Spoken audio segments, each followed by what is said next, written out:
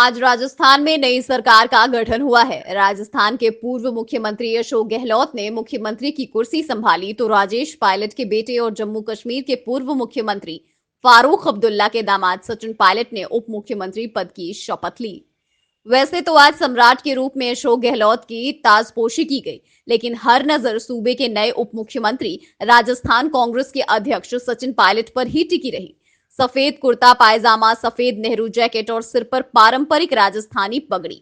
लिबास बेहद ही सादा था, बिल्कुल किसी आम राजस्थानी की तरह। पर अगर कुछ खास था तो वो थी उनके सिर पर सजी पगड़ी।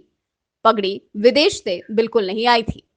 पगड़ी खास इसलिए कही जा रही है क्योंकि उन्होंने ये पगड़ी एक लंबे अरसे के बाद पहनी थी। लंबे अरसे तक पगड़ी न पहनने के पीछे राजनीतिक गलियारों में एक किस्सा बहुत प्रचलित है। किस्सा ये है कि राजस्थान में किसानों का आंदोलन चल रहा था। विधानसभा पर किसानों का प्रदर्शन था।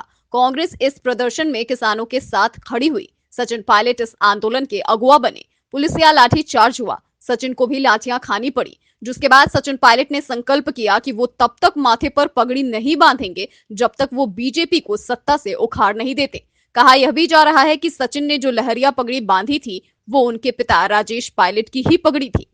अब राजस्थान में जब कांग्रेस की सरकार बन चुकी है और सत्ता वापसी का सेहरा राहुल गांधी के सिर सजाया गया है, तो याद रखा जाना चाहिए कि बेशक ताली कप्तान को ही मिलती है, पर टीम के सबसे मेहनती और संघर्षशील खिलाड़ी को उचित सम्मान मिलना चाहिए। कुछ लोगों के अनुसार पायलट सीएम मटेरियल थे, पर उन्हें डिप्टी से ही संतोष करना पड़ा।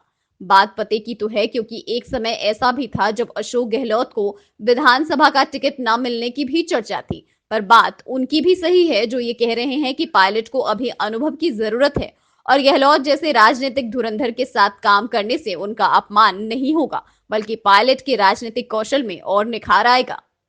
सचिन पायलट कांग्रेस के लोकप्रिय नेता रहे राजेश पायलट के बेटे हैं। वर्ष 2000 में पिता की दौसा में सड़क दुर्घटना में मृत्यु के 2 साल बाद पिता के जन्मदिन 10 फरवरी को पायलट ने कांग्रेस की सदस्यता ली।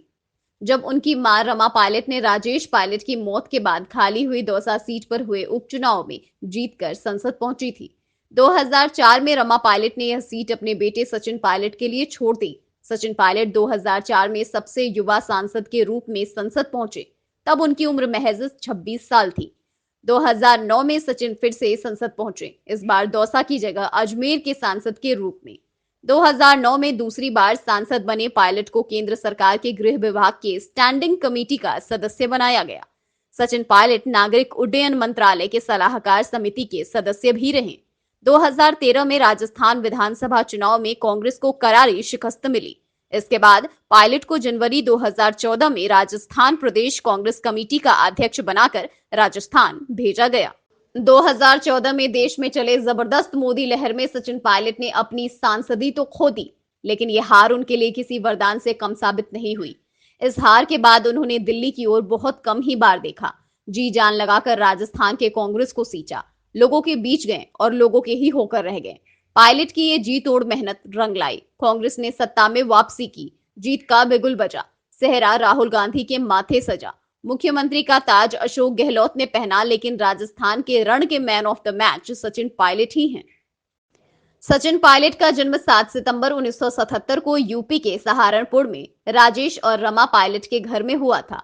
वे गुर्जर समुदाय से ताल्लुक रखते हैं। चूंकि उनके पिता राजेश पायलट उस वक्त एयरफोर्स में थे, इसलिए सचिन की शुरुआती पढ़ाई दिल्ली के एयरफोर्स स्कूल से ही हुई।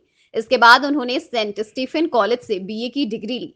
पायलट परिवार में उनकी एक बहन सारिका भी है। उनके पिता स्वर्गीय राजेश पायलट थे, जो कांग्रेस के दिग्गज नेताओं में से एक थे। पायलट की प्रारंभिक शिक्षा नई दिल्ली के एयरपोर्ट बाल भारती स्कूल में हुई। उन्होंने अपनी स्नातक की डिग्री दिल्ली विश्वविद्यालय के सेंट स्टीफेंस महाविद्यालय से हासिल की।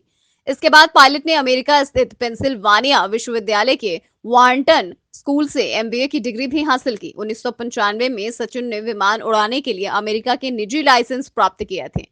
2008 में विश्व आर्थिक मंच के पायलट को यंग ग्लोबल लीडर भी चुना गया। पायलट टेरिटोरियल आर्मी के लेफ्टिनेंट भी हैं।